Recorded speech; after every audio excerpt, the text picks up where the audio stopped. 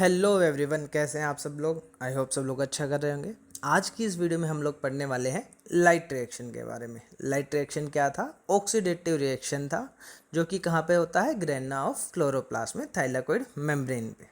इसको हम लोग फोटोकेमिकल फेज और हिल रिएक्शन भी बोलते हैं। उससे पहले हम लोगों को जो हमने इतने सारे पिगमेंट्स पढ़े थे फोटोसिंथेसिस में, उन सबको हम लोग अरेंज करने वाले हैं सेवरल कॉम्प्लेक्सेस में। तो हमें मिलता है फोटो सिस्टम। सबसे पहले हम लोगों को फोटो सिस्टम के बारे में ही जानना है। तो फोटो सिस्टम तो सबसे पहले हमारे पास दो टाइप के हैं, photo system 1 and photo system 2। अब हर फोटो सिस्टम का एक रिएक्शन सेंटर होता है, जहाँ पर सिर्फ एक सिंगल क्लोरोफिल ए मॉलिक्यूल होता है रिएक्शन सेंटर में। सिंगल क्लोरोफिल ए मॉलिक्यूल दोनों ही फोटो सिस्टम में। दूसरा हमारे पास होता है light harvesting complex. Light harvesting complex, जिसको हम लोग एंटीना भी बोलते हैं। इसके अंदर हंड्रेड्स ऑफ पिगमेंट मॉलिक्यूल होते हैं, 250 to 400। So hundreds of pigments molecules होते हैं, प्रोटीन्स के साथ बाउंड होते हैं। अब जो रिएक्शन सेंटर की अगर हम लोग बात करें, तो दोनों फोटो सिस्टम में जो क्लोरोफिल ए मॉलिक्यूल है वो थोड़ा थोड़ा सा अलग है। एक का जो फोटो सिस्टम 1 है, उसका जो क्लोरोफिल ए है वो मैक्सिमम एब्जॉर्प्शन जो है 700 नैनोमीटर पर शो करता है, इसीलिए हम उसको P700 बोलते हैं। जो फोटो सिस्टम 2 का जो क्लोरोफिल ए है वो मैक्सिमम एब्जॉर्प्शन 680 नैनोमीटर पर शो करता है, इसलिए हम लोग उसको P680 भी बोलते हैं। अब देखिए, जो PS1 एंड PS2 है, वो डिस्कवरी जो हुई थी उनके बेसिस पे 1 एंड 2 दिया था। तो जो PS1 था, P700, वो पहले डिस्कवर हुआ था, एंड PS2 जो था P680 वो बाद में डिस्कवर हुआ था। अगर हम लोग एक पूरा फोटो सिस्टम देखें तो देखिए, हमारे बहुत सारे एंटीना मॉलिक्यूल्स आपस में लगे हुए हैं। हमारे पास एक रिएक्शन सेंटर है, लाइट एनर्जी आया, एंटीना कॉम्प्लेक्स ने एब्जॉर्ब किया, उस एनर्जी को ऐसे ट्रांसफ़र किया आपस में, क्लोरोफिल ए को दे दिया, रिएक्शन सेंटर को दे दिया। वहाँ पर कोई ना कोई इलेक्ट्रॉन डोनर होगा और कोई ना कोई इलेक्ट्रॉन स्पेक्ट्रम होगा। तो जो एंटीना कॉम्प्लेक्स था, उसने हेल्प किया रिएक्शन सेंटर को कि मैक्सिमम वेवलेंथ ऑफ लाइट को एब्जॉर्ब कर सके विजिबल स्पेक्ट्रम में से। ठीक है। अगर हम लोग फिर बात करते हैं लाइट रिएक्शन के बारे में। देखिए, लाइट रिएक्शन जो है फोटोकेमिकल फेज है। इसके अंदर हमें 4 स्टेप्स दिखाई देंगे। एक तो सबसे पहला लाइट एब्जॉर्प्शन, दूसरा वाटर स्प्लिटिंग, तीसरा ऑक्सीजन रिलीज, चौथा formation of high energy intermediates जैसे कि ATP या NADPH। इसकी साइट है ग्रेना ऑफ क्लोरोप्लास्ट। अब जो लाइट रिएक्शन है, हमें सबसे पहले तो फोटोफॉस्फोराइलेशन हमें एक टर्म देखने को मिलेगा। फोटोफॉस्फोराइलेशन का मतलब है synthesis of ATP from ADP and inorganic phosphate in presence of light. अगर हम लोग लाइट रिएक्शन की बात देख रहे हैं, तो देखिए, सिर्फ फोटो सिस्टम 1 यहाँ पर एक्टिव है, सिर्फ फोटो सिस्टम 1 इन्वॉल्व है। यहाँ पे सिर्फ ATP बनता है as a high energy intermediates, NADPH नहीं बनता है। इसका जो साइट की अगर हम लोग स्पेसिफिकली बात करें, ये होता है स्ट्रोमा लैमेला में। ठीक है। यहाँ पर हमें कोई वाटर की स्प्लिटिंग भी देखने को नहीं मिलती है, इसलिए यहाँ पे ऑक्सीजन रिलीज भी हमें देखने को नहीं मिलता है। क्लोरोफिल ए है, अपना पूरा फोटो सिस्टम है, P700 वाला। लाइट आया, एब्जॉर्ब किया, इलेक्ट्रॉन डोनर ने इलेक्ट्रॉन्स को डोनेट किया। सबसे पहले इलेक्ट्रॉन एक्सेप्टर ने एक्सेप्ट किया, फिर उन्हें दे दिया फेराडोक्सिन को, फेराडोक्सिन से प्लास्टोक्विनोन। अब प्लास्टोक्विनोन से प्लास्टोसाइनिन तक आते हैं थ्रू इलेक्ट्रॉन ट्रांसपोर्ट सिस्टम।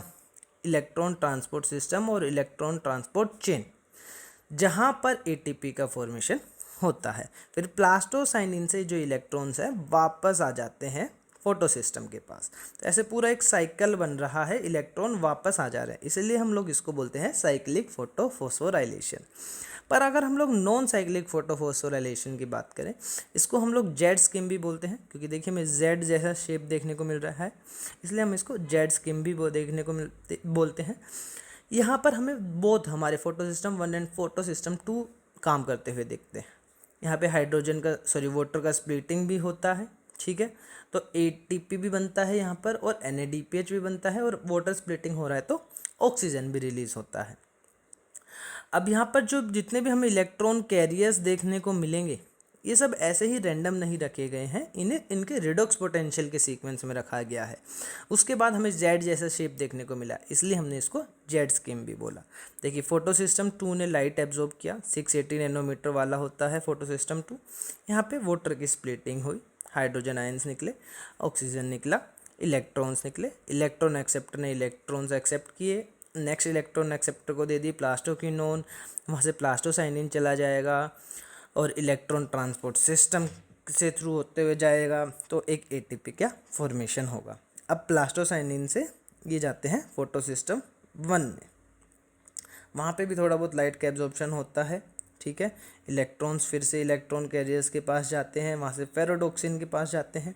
अब यहाँ पर एक थोड़ा सा जो चेंज है, यहाँ पे हमें देखने को मिल रहा है कि इलेक्ट्रॉन पहली बात तो वापस नहीं आ रहे हैं, जो इलेक्ट्रॉन्स हो उनको इलेक्ट्रॉन कैरियर्स को पास किया गया, जैसे प्लास्टोक्विनोन हो गया, अलग अलग साइटोक्रोम्स हो गए, प्लास्टोसाइनिन हो गए, देन PS1, देन फेरोडॉक्सिन, ठीक है, जिनको पूरे पोटेंशियल ग्रेडियंट के हिसाब से, रिडॉक्स पोटेंशियल ग्रेडियंट के हिसाब से रखा गया है, ठीक है। अब ये वापस नहीं आएंगे, ठीक है। अब फेरोडॉक्सिन ने किया क्या, इन इलेक्ट्रॉन्स को ट्रांसफ़र कर दिया NADP+ के पास, NADP+ के पास, ठीक है। अब यहाँ पर जिसे फिर प्रोटॉन्स की हेल्प से NADP+ को रिड्यूस करके बनाया गया NADPH, हमारा हाई एनर्जी इंटरमीडिएट। तो यहाँ पर हमारे पास NADPH और ATP दोनों बने, ठीक है। NADPH और ATP दोनों बने। यहाँ पर कोई भी वापस नहीं गया इलेक्ट्रॉन, तो यहाँ पे साइक्लिक नहीं है, इसको हम बोलते हैं नॉन साइक्लिक फोटोफॉस्फोराइलेशन। अब यहाँ पर हमें बोथ ATP एंड NADPH देखने को मिल रहा है। ATP हमारा बना था PS1 और PS2 के बीच में इलेक्ट्रॉन ट्रांसपोर्ट सिस्टम के वहाँ, ठीक है। और NADPH जो है हमारा टर्मिनल इलेक्ट्रॉन एक्सेप्टर है, जिसने इलेक्ट्रॉन्स को एक्सेप्ट किया और उसको रिड्यूस करके बना दिया गया NADPH, ठीक है। ये हो गया हमारा नॉन साइक्लिक फोटोफॉस्फोराइलेशन। फिर हमारे पास आता है केमियोस्मोटिक हाइपोथेसिस, ये दिया था पीटर मिटकेल ने, ठीक है। अब देखिए यहाँ पे होता क्या है, ये पूरा हमने एक थाइलाकोइड ले लिया है, ठीक है। ये जो पर्पल पिंकिश जो है ये है थाइलाकोइड मेम्ब्रेन है, ठीक है। PS1 PS2 रखा हुआ है, PS1 रखा हुआ है, बीच में इलेक्ट्रॉन ट्रांसपोर्ट चेन वाला साइटोक्रोम B6F कॉम्प्लेक्स है। तब देखिए इलेक्ट्रॉन्स तो इधर जा ही रहे हैं, इलेक्ट्रॉन्स कैरियर्स के थ्रू जा ही रहे हैं, फेरोडॉक्सिन के पास गए, वहाँ पे फिर बाद में NADPH बना, ठीक है। साथ में हुआ क्या, जब इलेक्ट्रॉन ट्रांसपोर्ट जो हो रहा था पूरा इलेक्ट्रॉन कैरियर्स के थ्रू, यहाँ पे प्लास्टोक्विनोन ने स्ट्रोमा से हाइड्रोजन आयंस लिए और इधर ल्यूमेन में छोड़ दिए, थाइलाकोइड के ल्यूमेन में। प्लास्टोक्विनोन से PQ से PQH2 बना और उसने इन हाइड्रोजन्स को अंदर छोड़ दिया, ठीक है। साथ तो यहाँ पे हाइड्रोजन आयंस थोड़े से ज़्यादा हो गए ल्यूमेन में। दूसरा, वाटर का स्प्लिटिंग जो हुआ था वो भी ल्यूमेन साइड हुआ था, तो वहाँ से भी हाइड्रोजन आयंस ल्यूमेन में कंपैरेटिवली स्ट्रोमा से और ज़्यादा बढ़ गए। तीसरा, यहाँ पे जब NADP+ को रिड्यूस किया गया था तो हाइड्रोजन आयंस यूज़ किए गए थे स्ट्रोमा से। तो अब जो ये पूरा हुआ ना, इसकी वजह से हुआ क्या कि एक इलेक्ट्रॉन केमिकल प्रोटॉन ग्रेडियंट बन गया, ठीक है। इलेक्ट्रॉन प्रोटॉन ग्रेडियंट बन गया। अब जो प्रोटॉन का ग्रेडियंट बना, अब होगा क्या कि hydrogen ions will try to move from lumen to stroma, ठीक है। अब जो हाइड्रोजन आयंस थे वो मूव करेंगे ATP सिंथेज के यहाँ से। ATP सिंथेज में भी हमें दो पार्ट देखने को मिलते हैं, CF0 एंड CF1। CF0 जो है हाइड्रोजन आयन के मेम्ब्रेन के थ्रू ट्रांसपोर्ट में हेल्प करता है, एज ए कैरियर यूज़ होता है। तो जो हाइड्रोजन आयंस थे ना वो मूव किए इस CF0 एंड देन पहुंच गए CF1 के पास, ठीक है। अब जो ये हाई स्पीड ऑफ इलेक्ट्रॉन था, इसकी वजह से एक फोर्स जनरेट हुआ जिसको हम लोग बोलते हैं प्रोटॉन मोटिव फोर्स। अब प्रोटॉन मोटिव फोर्स ने किया CF1 में थोड़ा सा कन्फर्मेशनल चेंजेस किया। अब कन्फर्मेशनल चेंजेस किया उस वजह से जो ATP और इनऑर्गेनिक फॉस्फेट है वो साथ में जुड़कर उन्होंने एनर्जी को स्टोर किया बॉन्ड्स की फॉर्म में, और हमारे पास मिल गया ATP। तो CF0 था वो मेम्ब्रेन में एम्बेडेड पार्ट था जिसने ट्रांस मेम्ब्रेन चैनल बनाया।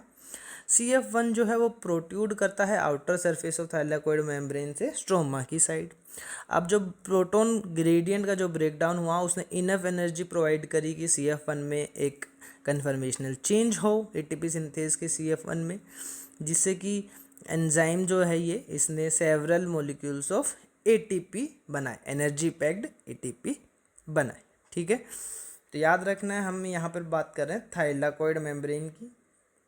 तो अंदर जो है वो थाइलाकोइड का ल्यूमेन है, बाहर जो है वो स्ट्रोमा है, ठीक है। तो जो ये पूरा हाइड्रोजन का जो ग्रेडियंट बना, जो इलेक्ट्रोकेमिकल प्रोटॉन ग्रेडियंट बना, इसकी वजह से हाइड्रोजन आयंस मूव किए एटीपी सिंथेस के थ्रू। अब जब वो स्पीड से मूव कर रहे थे तो एक प्रोटॉन मोटिव फोर्स जनरेट हुआ, जिसने कि कन्फर्मेशनल चेंज कराया CF1 जीरो पे, CF1 पार्ट पे एटीपी सिंथेस के, जिसकी वजह से इस एंजाइम ने बहुत सारे एनर्जी पैक्ड एटीपी मॉलिक्यूल्स बनाए। तो ये तो था हमारा लाइट रिएक्शन, जहाँ पे हमने अलग अलग रिएक्शंस पर अलग अलग हमने लाइट रिएक्शन में पढ़ा है। हमने अपना cyclic photophosphorylation, non cyclic photophosphorylation, फिर केमियोस्मोटिक हाइपोथेसिस, जिनके थ्रू हमने बनाए ATP एंड NADPH। अब यही ATP और NADPH हम लोग डार्क रिएक्शन में यूज़ करेंगे, प्लांट यूज़ करेगा, हमारा मतलब प्लांट इन्हीं ATP NADPH को जो लाइट रिएक्शन के प्रोडक्ट है इनको यूज़ करेगा, ताकि वो शुगर बना सके, ठीक है, कार्बोहाइड्रेट बना सके, और हम लोग कहें तो खाना बना सके। Thank you so much, thank you for watching the video.